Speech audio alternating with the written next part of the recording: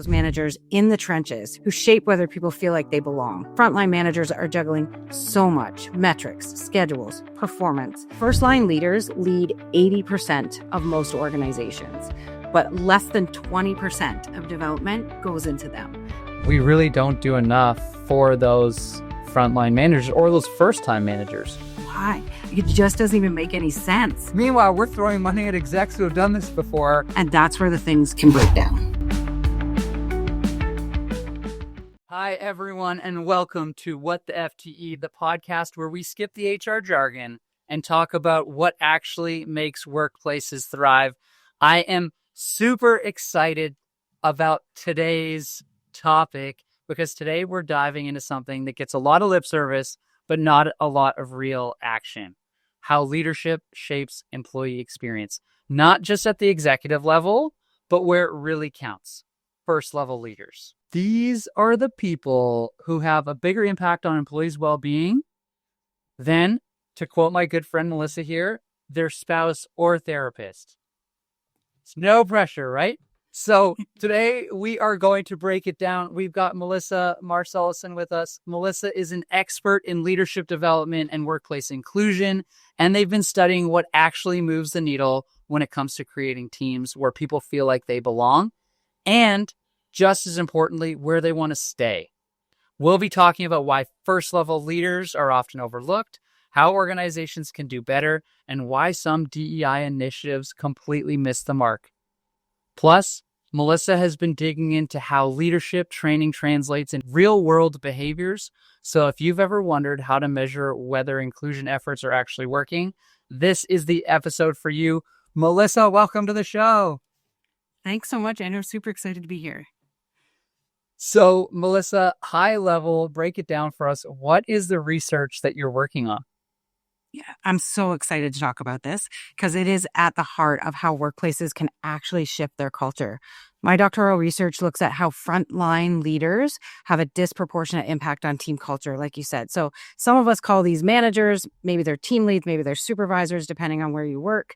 But that level of leadership that touches most of your employees, they really do impact culture, well-being, retention, particularly for folks who've historically felt excluded in organizations. So a lot of companies pay attention to the C-suite when it comes to leadership development or big DEI initiatives. But my data shows that those managers in the trenches who do the day-to-day check-ins and performance review, who shape whether people feel like they belong. If a frontline manager is inclusive, acknowledges differences, and fosters psychological safety, employees are more likely to stay, more likely to thrive, and innovate. Conversely, if that same manager is unskilled or uninterested in building those habits, it can completely derail any top-down efforts that are being pushed from the top or from a strategic perspective. People are just going to want to leave. They're not going to get on the bus. They don't want to be there. That is wild. I was actually looking through some of your research, and something that really stood out to me was just how much impact frontline team leaders have on their team's well-being. What is your research shown us? It's absolutely huge, like you said in the intro. But frontline leaders influence everything from daily workloads to how comfortable people feel speaking up about issues. They also decide who gets stretch opportunities, right? Like who has that opportunity to shine. Sometimes we make these decisions up really quickly upon meeting someone or working with them, but they are essentially the gatekeepers of culture. You may have heard the saying, your culture is never better than the worst behavior you're accepting to tolerate or willing to tolerate. I think that extends to leadership, is in knowing that my experience within an organization is completely different than someone else so much, just by the fact of who they report to every day, who they spend their time with, who they work with. So while executives set the vision and the tone, and it's up to us to set those expectations, it really is the frontline leaders who translate that vision into everyday actions. In my research, again, I'm seeing that when these managers demonstrate those behaviors, like actually listening to ideas from everyone around the table, offering constructive feedback, not being afraid of those difficult conversations, giving credit where it's due, and being transparent about decisions, especially when it comes in, like I said, to those stretch assignments, promotions, ratings. How can we be really clear and comfortable in delivering those messages? When that happens, engagement goes up significantly. And it's not just rewarding high performers that raises that engagement. People who are actually, your folks who come in, day out, do a really good job. They want to work in this environment too, even if it means it's not them that's constantly being rewarded. That when they can understand and managers can have those conversations, everyone's engagement goes up. We also see lower turnover, higher levels of that psychological safety I talked about. It's really not rocket science. It's about consistent human connection and a genuine interest in people's growth. Everyone's growth, not just the people that you easily connect with because you have a hobby in common or similar background. But because frontline managers are juggling so much metrics, schedules, performance, they often miss out on proper leadership development. And that's where the things can break down. It's wild, and it's crazy because it makes so much sense. Like, how have we? I mean, I know for us, at certain, obviously prior to you joining us, I went through a whole bunch of courses, and our senior leadership team went through a whole bunch of courses, and consistently, the feedback was, "Oh, I've been here, I've done that, I've done this training." Meanwhile, as a fast-growing startup, we have people on teams that have never actually managed someone before, and we're expecting them to manage large groups of people. And meanwhile, we're throwing money at execs who have done this before, done this leadership training, and the first level managers who are actually having the biggest impact, we're completely left out. Now I feel kind of stupid. So why do you think that is? You definitely nailed it. And it's definitely not that executives don't need leadership development. This statistic and these numbers are not new. So that also means people have moved through the ranks of their organizations, started organizations like you, and not received that really fundamental training for first level leaders. So it's not that we don't need to invest in our executives. Often we do, but they seem to get a disproportionate share of those formal programs. First line leaders lead 80% of most organizations, but less than 20% of development goes into them. There's just something that doesn't make sense about that, but it's something we've always done. How many things do we do just because it's the way it's been done, right? And we want to keep our top talent. We want to keep our, the people that we've identified excelling through the ranks and in those executive positions, and investing in them works, right? So not saying that needs to go away, but there is this assumption that frontline managers will pick it up as they go. Why? It just doesn't even make any sense. It makes sense that you promote the best salesperson into a leadership role, sort of, but to not give them any skill. They're very different skills. You want them to be able to teach the people under them what they did to make them successful. That makes sense, but we don't give them any training on how to do it, where their role is different, what's changed. So it's not that promoting high performers is the problem. It's the not giving them the new skills that they need. So these managers are doing completely different kinds of leadership work than executives are. They need day-to-day coaching skills, conflict resolution, inclusive communication strategies. So many leaders just avoid hard conversations, and it means we keep one low-performing talent longer than we should, but we also don't give the feedback that's required for someone who may be, in our eyes, low-performing, but not know that there is an expectation they do something different. If we don't have that conversation, how does anything change, right? Then you get that environment where high performers are annoyed because, I'm working in an organization where someone who does nothing is being rewarded the same as me. That doesn't feel great. So upskilling our managers, like that practical stuff to keep their teams motivated, engaged, can really, really make a difference. When it's overlooked, it's like building on a house without foundation, right? It's like if you're building on nothing, it's not going to stand up very long, right? In lots of organizations, it's a natural strategy to say we're cascading information from the top. And we're thinking if our executive leaders lead inclusively or value these kinds of things, communicate clearly, we help them with those skills, it will trickle down and they'll be able to lead by example. But in reality, it doesn't always happen, or it gets lost in translation because frontline leaders aren't supported to apply what they learn in high pressure, real-time environments. That's what happens. That's where the gap is, I think. I can't say I've ever had that experience where frontline worker or frontline manager was not giving the appropriate feedback. I don't know. I've never seen that. No. Yet, in hindsight, was I investing in that leader to be able to have those conversations in the right way? Like I know in my career, I've spent, countless dollars on leadership training, But we really don't do enough for those frontline managers or those first-time managers. Yeah. Because as you said, the career path for people that want to go through management, and I think we're still guilty of this, is, someone's like, I want to get into management. And our first thing is like, okay, let's promote you to people manager. And like, there's no training. There's no, like, it's just, you're just, pardon my, you're just in the shit now. and now you're managing people. It's like, you were great at coding or sales or whatever it was. Now you got to manage people, a totally different skill, yet we're not investing in helping you grow. And I mean, I don't know too many companies that are really good at that. There's not a lot of them. There are some. There's a lot of case studies you can look at, see why this works, how it works. There is unfortunately not a lot of them. And I think we can be really quick to demonize, for lack of a better term, the manager versus taking the accountability of, but did we ask them to do something different? Did we show them how? Did we support them through that process? Because no, not everyone has the disposition to lead. And I think that's sometimes what you learn through trial and error.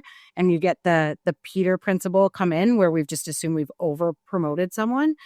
But have we, like in every case? Or is it that we don't have the structures there to support a new leader in some of these skills that are just so different from their former day-to-day? Well, and then you get people that no longer want to be a leader because they're failing, but they might actually have a ton of potential as a leader.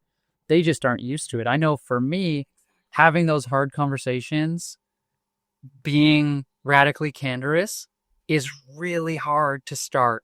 And I couldn't imagine, being someone in my earlier mid-20s, managing people who might be older than me or in different positions, and having to have those hard conversations with someone who is older than me or more mature than me and more experienced than me with no training. Like that, I mean, in hindsight, this is the first time we've ever talked about this. So like my mind is legitimately blown. I think a big part of the problem is just as humans, we often go to the worst case scenario. Like, I have to give this difficult feedback or give someone a raise where I wish I could give them more. And our assumption automatically is they're mad at us, right? Or it's not going to go well. They're going to throw the table or something silly like that. That almost never happens, right? When it happens, you've usually got other issues, someone with maybe a little bit of coaching around self-awareness and, where they fit in the organization, different things like that. But we just go to, this is going to go really horribly. And so we don't have the conversation. And I think I've learned even through my life in trial and error, and in my early days of leading people, not giving the feedback feels easy in the moment. And then it always gets worse. Every once in a while, you have that worst case where someone really disagrees with the feedback that you're giving them and they're angry and they're unhappy. It's so rare, I have found. What more often happens is then behaviors change. Things get better, right? Whereas if we just keep ignoring it, it gets so bad that there's no path back. Whereas if we look back, we go, if we had that conversation the first time I noticed someone doing this that didn't align with our culture or my expectations, if I had that, that's a lot easier conversation than, hey, there's no place for you here anymore because it's gone so far and nobody ever told you it wasn't okay or we needed something different. But we do that. We have to remember we go to our worst case, and when worst case almost never happens. Does it happen? For sure. But almost never. Yeah. Almost never, especially if you're doing it, if it's consistent and persistent feedback. Those little things like, hey, it made me uncomfortable when you did this, or, hey, maybe next time try this a little bit differently, or, the outcome that you were looking for, you might have got if you had tried this. If you don't have those conversations, it builds up to negative sentiment on both sides, because how did this become such a big deal? And it's like, well, this has been a problem for a long time. It's like, why didn't you say something? Like, yeah, I would, I would have changed my behavior. But, at that point, I mean, it's on both parties, because you as the person who needs to give the feedback can start to get frustrated by the person that you're not giving feedback to. So it boils over with you. And then that reaction to that person all of a sudden is a lot bigger than it probably needed to be. Exactly. Yeah. So it really is, our worst case scenarios come from when we avoid these conversations. Then you do get into the kind of bad place with the combos, because they're going to catch you on a day where they do the smallest thing that you don't agree with. And you react. I've done this, like where your reaction is outsized for the person, or you've basically fundamentally decided this person can't succeed. And you're going through maybe a performance management process just for the sake of going through it, because people and culture is making you, or HR is making you say, have you put them on a PIP? Have you sent this thing? Have you done this thing? You're like, yes, but I've already decided they can't work here. Like, that's not when we have the conversation. That is more likely you're going to have a hard conversation, right? If you're rating someone below expectations at the end of the year, that's going to be a much harder conversation. If you've never said throughout the year, you're not meeting my expectations, of course, that's going to be a harder conversation. So how do we teach them to have those conversations early? That's one part of management development that I think would be super helpful, is just that difficult conversation piece. I completely agree. And I also have a controversial view on PIPs. If you're really good at managing people, they should know exactly where they stand, and their performance should be managed from day one, constantly, appropriately, respectfully, and mindfully. And so when I start to see a manager that has a lot of people on PIPs, that's when I start thinking maybe that person isn't, well, that person's definitely not giving the feedback to their team, and maybe that person's not getting the feedback that they need from their manager to be able to deliver the outcomes that we want. Exactly. Or not setting clear, realistic expectations. I think in theory, I very much agree with you, because I have very rarely seen it be a competency issue that someone's in a role that they literally can't do. So if there is ongoing coaching, if there are clear expectations and someone wants to be there, their performance will improve if you're having these interactions with them. If you are getting to where different organizations bring in PIPs at different times, and really PIP stands for Performance Improvement Plan. That's a really positive thing. We've ended up in many organizations just making it this legal check the box thing, but it really could happen less formally through conversations. It could happen through keeping great notes in your coaching conversations to make sure that you're on the same page. Maybe it's a shared document that just runs between the two of you, you and your employee, so that you all are very clear all of the time what's happening, what expectations are, and where you are in them. But I fundamentally agree with you about, like, PIPs shouldn't have to happen if you're having the right conversations all along the way. And I think there's something, it's maybe a bit more of a nuanced skill I wouldn't expect many level leaders to have, but to be able to have a really frank conversation with someone of saying, like, clearly you're not happy, right? There's something not working here. Can I help you figure out what's next? Because, retaining people who are unhappy and underperforming will erode their confidence, will cause that, like, pressure on your team of that mismatch of, I'm doing way more because this person is not doing anything. And then that's where your team engagement goes too, right? So I think there is really great conversations that can be had about how we transition people out of roles that they're not happy in and we're not happy with their performance, that don't have to include, termination PIPs, things like that. That can just be really adult conversations about how can we get you into something you're excited to do, whether it be here or somewhere else. So, I mean, this is a touchy subject. There's been massive backlash in some countries and some regions and some companies toward DEI initiatives. What is going on? Yeah, those three letters have certainly been weaponized intentionally to pull us apart, to drive a wedge between us. I think the important thing to remember is DEI has existed since at least the 80s. That moment that we looked up and said, it's not fair that there are certain jobs women can't have, that even at big Canadian banks, women didn't get, their pensions didn't get funded. Like, these things happened way closer to our lifetimes, and certainly in my lifetime, than I would like to know is true. Or things like you were terminated, and even in Canada when you had maternity leave, and then you were hired back basically as a new employee in lots of cases. So DEI has been around for a long time. And what DEI should be is, how are we making our workplaces fair? How are we making hiring processes fair, decision-making around increases, raises? How are we making them equitable and even?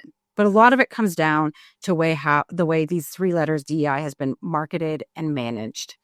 In some cases, that didn't have any type of program in place, say prior to 2020 or even the years leading up to that, rolled out these big splashy DEI programs, put little black boxes on their Instagram page, and they wanted to look really great on social media, but never had a true culture of wanting fairness, right? They wanted to keep doing things they were doing, but they didn't want to get in trouble. That is basically what happened in far too many organizations. Some of them did, though, take that moment to kind of look in the mirror and go, oh gosh, what have we not been doing? And how can we get this right to address systematic issues or day-to-day team dynamics? And those organizations are staying the course. They're still doing the thing. More organizations are keeping their programs, regardless of what they call them, than are losing them. The ones that lose them get in the newspapers and, drive that division, which drive sales, which drive lots of other things. But we need to really get that gut check and reality check is DEI is not going away, even if we call it something else. And organizations that are committed to positive cultures, that are committed to fairness, that are committed to equality are not going away, right? But people do start to see some of this stuff as window dressing or another checkbox. And unfortunately, what's happened is some of these things have made it even worse for the people that they're supposed to be positively impacting, right? There is no reverse discrimination in strong equity programs, right? Taking the bias out of hiring helps everyone. It doesn't mean there's a certain demographic we're not hiring anymore. There's lots of stuff that hits the news where maybe someone's taking it out of context, or an individual employee or individual person is, making bad decisions based on the color of someone's skin or something like that. But really what DEI is all about is taking that bias out of the system to the degree we can, right? So, but when people experience DEI as mandatory trainings or something that focuses on compliance, like metrics and things like that, or I don't want to say the wrong thing, right? When we feel like we're the language police, people get dismissive and they get defensive. And that's very natural. I'm all about how do we bring us together? Like, how do we get closer? But more of the places we went wrong, where that's where the backlash arises, it's seen as a corporate stunt rather than something that genuinely helps people connect and feel valued.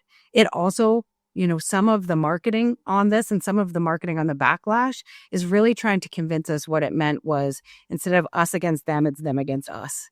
And that is never the outcome of a really well-developed DEI program or one that's fully embedded in an organization. Another factor that comes in is language. A lot of debate around terms like inclusion, diversity, equity, what they mean, whether they're excluding other groups. I have focused for a number of years on belonging because the research has been telling us when people say they feel like they belong, employee engagement scores go up, all of those great metrics you get with that, as in retention, as in commitment, all of those things happen when people report that they feel like they belong. And belonging is for everyone. So I really feel like it is one of the words that can help us bridge this gap. But there is another big part of me, Andrew, that just says, let's keep using the word because it makes people mad and educate on why it's not wrong. But, to me, it's like belonging is a gap that can bridge us together. It is a word for everyone. And I think that's a positive step in this movement for sure. I am completely on board. I mean, I've seen the best and the worst of DEI. And I think it's time for people to really understand the outcomes and not the things that we do. There are programs and there are initiatives and there are a lot of things that people did to say that they were doing those things, as opposed to actually focusing on the outcome and the things that those words mean. I mean, D&I does not mean you hire people that are below your standard. That does not mean that you hire people that you wouldn't normally hire. And I'm a cisgender, straight white guy, for those of you that can't see me right now.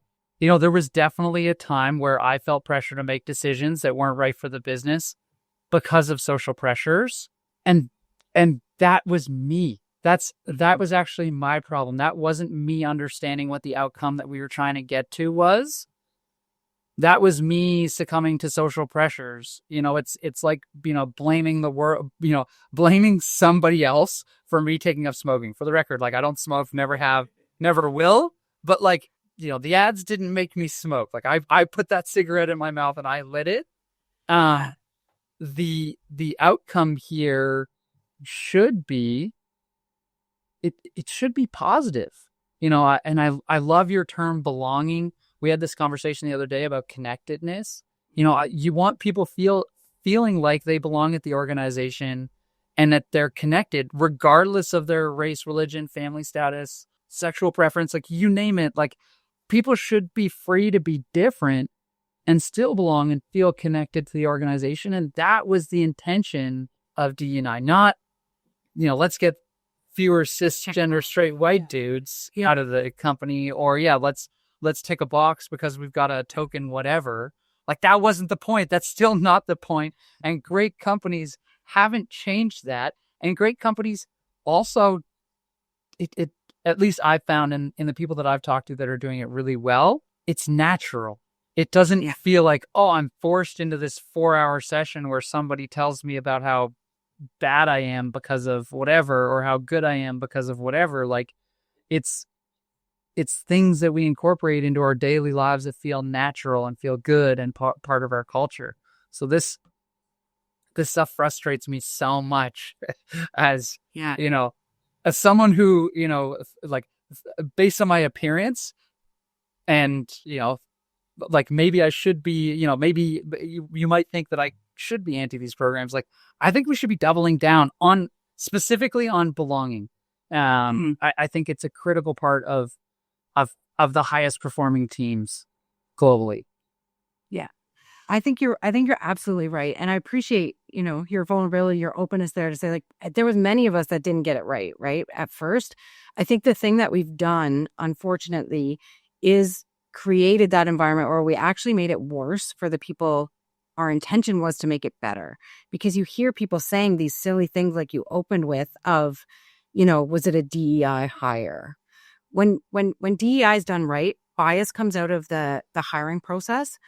I do still think in a large organization, if you look at how the demographics of the organization looks, like, what does your frontline look like? Does your leadership look like that? And if it doesn't, it's not about running out to get someone just to fill a spot.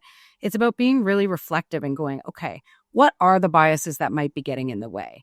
Is it the fact that I need a lot of the talent that we tend to attract in the same kind of spaces? Like, is my favorite place to be the Bay Area? Is my favorite place to be doing a certain thing that brings the same types of people together?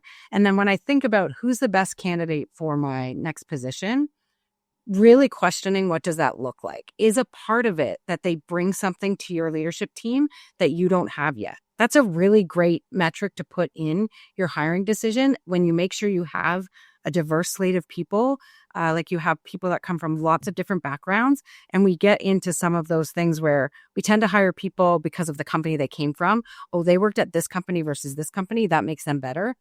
Is that true? Maybe. And maybe in some cases that's the right answer. But is it always? Probably not. And if you're doing that, you're getting that standardized hiring practices where you're going to see more of the same. Often what leadership teams need is someone who thinks different, who's someone that's going to have the authority to step up and challenge decisions. Those kinds of things need to be baked in to that process, but it can't be just like, oh, you, like, and not be someone who's qualified. I think the other tricky thing is some of this language, it very much makes us assume that someone's not qualified and they're being given an opportunity for a different reason. Whereas if our hiring is always sound, we know the people brought in are qualified. They also happen to be something we don't have on our team yet, right? So the baseline is you're qualified. And then it's like, what does qualified look like? And really trying to pull at some of those strings. But really what it comes down to is organizations that have inclusion and belonging are for everyone. It's really easy to feel connected to someone who has a similar background, similar past, went to the same school, worked at some of the same organizations. That's easy.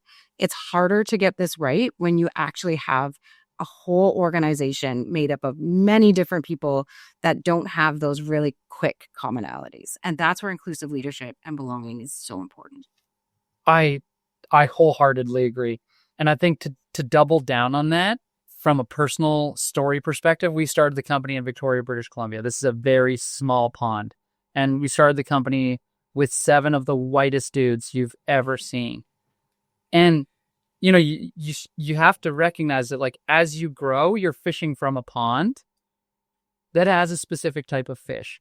And the best thing you can do is broaden that pond and be intentional. Don't drop your standards. Don't change what you're looking for. Don't amend a job description. Just expand your pool. Like, look broader. Be intentional about where you're looking to make sure that if I want to find Canadian surfer people, Like, I know I just show up to the beach, and I can't show up to the beach and expect to find snowboarders or cat people. Like, like whatever your thing is. Like, I know if you go to the beach, you're gonna find surfers because nobody goes out in negative temperatures in the winter at those beaches in the coast of Vancouver Island. That is not a surfer. It's like that's not where you'd go. So you have to be intentional. Exactly. And I think it's also too not about the quotas. Like, I know for a little while we had investors that were like, and this was kind of a flash in the pan. It's like, they're evaluating you based on diversity metrics. Mm-hmm. And I think it's something that you should be mindful of. Like, as a company, you should be mindful of what your company's composed of, but like, this shouldn't be something that you feel like you're judged on. Now that kind of brings me to metrics. Like, I love to talk about metrics, and we just got off a call with a lot of really good metrics, and HR loves a good metric. But when it comes to inclusion, like, I mean, how do we track it and how do we talk about it? Yeah, that's a great question. I do want to kind of just check in on what you had just said, because I think sometimes two things can be true. I think, measuring solely to metrics and saying if you don't do this, there is something bad that's going to happen or you're not going to qualify for something. I think there's also this gut check moment that has to come with each of us where we take a step back. And if we've been through a calibration process and on metrics, I can pull, if we've got a good HR system, you can pull lots of different demographics. And if it works out that 75 to 80% of our highest performers happen to say look like you because you started the organization, happen to be in Canada or we got to go, is that happen to or is something else happening here? So I think, again, on that, two things can be true. Maybe that's the right place. I highly doubt it. If you have a large organization, those, generally those curves should be the same for every demographic unless something else is happening behind the scenes. Same with hiring. Like, if you have the opportunity to hire 10 people that are director and above in a year, something is happening if there's not some, diversity in those candidates. Something is happening that we need to acknowledge and can't just do the feel-good thing and say we don't do metrics anymore. Metrics can be problematic, but data matters, like you said. So metrics can be tricky. Belonging is a feeling, but we've got to measure those indicators that suggest inclusion is increasing. So engagement scores and pulse surveys. If you're regularly asking people how included or valued they feel, you can track on improvement over time. And then the next step, again, of how are we breaking that down? Because if you ask a bunch of people that are in an insider group if they feel like they belong, they're going to say yes. Right? What do you mean? If 85% of your population is in any kind of insider group, they're going to say they feel like they belong. And that's great. But what does the 15% say? Do they say they belong too? Then you're winning, right? Are your 15% tell you something different is happening for anyone who looks different, thinks different, challenges, right? That's important. So overall scores are important, but digging in matters too. That goes for retention and turnover rates too. If people from historically marginalized groups stay longer, or if your overall turnover drops as you invest in inclusive leadership, that's a really good sign, right? And then promoting and hiring data. So again, that two things can be true. Check whether diverse candidates are progressing up the ranks, or does our entry level look as diverse as the cities and the locations that we are in, but then you start going up the ladder, something different is happening. There's a really great book called The Tyranny of Merit. And every time I hear this word merit now, that's been coming up the past couple of weeks. Merit is a tricky thing. That is really what DEI is judging people based on merit. However, the history of merit is not strong. The history of merit is how much are you like me? How easy is it to get along with you? I like you. You're good at your job. Let's promote you. That's what merit actually looks like in practice when you don't have really solid DEI baked into your organization. So that comes in the promotion and hiring data too, checking whether diverse candidates are progressing up those ranks. If you see that pattern is not happening, there's a clear sign that something is off. And then what is it, right? It isn't, everyone who gets promoted this year has to be from our outsider groups. No, that's not the answer that we talked about before, but acknowledge what's happening, dig into that a bit. And then ERGs, or employee resource groups, can be really powerful because people can come together that have maybe a specific background and feel connection We want to feel like we belong. And sometimes to do that, it's a part of the groups that we belong to, right? I am a queer person. And when I get to hang out with queer people, it just fills me with joy. And I feel like I belong without even trying. And so that doesn't mean I don't belong in other groups too, but having that space within an organization for whatever those employee resource groups are really can help foster your inclusion, not just in those groups, but throughout the organization, in their teams, in their day-to-day work, knowing that they have people like that. We have people like ourselves to connect with in the organization. What are you working through? What are you struggling with? And it might even be like today, I heard the devastating fact that $300,000 of Pride sponsorship for Toronto Pride has gone away since some of the stuff has happened over the last couple of weeks. And I'd love to be able to connect with someone that's as hurt by that as me. Wow. It doesn't have to be a big thing, right? So there are things that are happening to certain populations in your organization that impact them in a different way. And for them to have a place to go to say, I don't have to explain it to you. I don't have to ask you to be an ally. You already get it. There's just something really comforting about that. So ERGs being funded, being set up, super important. And then qualitative data is also really important. Metrics folks like us often go to the quantitative, often go to the numbers, but really listening to people's lived experience and then seeing, do we see a trend? Like, is there a demographic coming saying the same thing? And we're just saying we don't believe you because the numbers don't say that. But listening, interviews, focus groups, anecdotal feedback, and having a way to track that, not just to say one person's experience is everything, but where can we start identifying some trends? I think that's important too, to realize quantitative and qualitative really do matter. We want people to feel safe and they want to bring their whole selves to work. And we want them to be engaged and excited about what the organization is doing. So bringing it back to the first conversation, this is not entry level stuff, and 80% of our employees are managed by our front level managers. Yeah, that we're not training on this kind of stuff. So this starts to really paint a picture of a self-fulfilling prophecy. And this conversation has been incredible. I mean, there's a lot of stuff here that I mean, we talk every day for multiple hours every day. And now I'm like, we don't have any of these groups. Like, we need to start investing in this stuff. Like, this is very cool. So, I mean, lots to take away here. I mean, we hit everything from the real impact of frontline managers to what actually moves the needle on inclusion. And if there's one thing that's become super clear to me through this is that belonging isn't just a nice to have. It's what makes workplaces work. So I'm hoping that our viewers, our listeners today are thinking about this and they have some actions that they can take away. And to those listeners, if you got thinking, like, don't keep this to yourself. If we added value today, subscribe, share it with your team, drop us a review. We would love to hear from you. Melissa, where can people find you and follow you? Because I mean, I'm privileged to work with you every day, but I think there's a lot more people that could benefit from your wisdom. Yeah, thanks so much. And the privilege obviously goes both ways, Andrew. I think of myself as very, very lucky to be in this role too. And thanks for having me. If you would like to connect, I'm pretty active on LinkedIn. I am lucky. I am the only Melissa Marcelissen, at least as of my last Google search in the world. So if you want to find me, you will find me. LinkedIn, I have a Substack if you're interested in following my doctoral journey. And then I would love to connect. Keep the conversation going. So I know certain will post this on LinkedIn too. I would love to see a conversation happen in the comments that we can keep this going. What works for you? What doesn't? Have you worked for a leader that really made you feel included? I want to know that story. I want to hear about that. And if you're a leader, what do you need? Like, what resources could you use? I'm always trying to collect this information to try and understand how to go to organizations like ours, larger organizations as well, to say, people are asking for this. So I want to know from you, what do you need? What do you need to feel supported as a first level leader?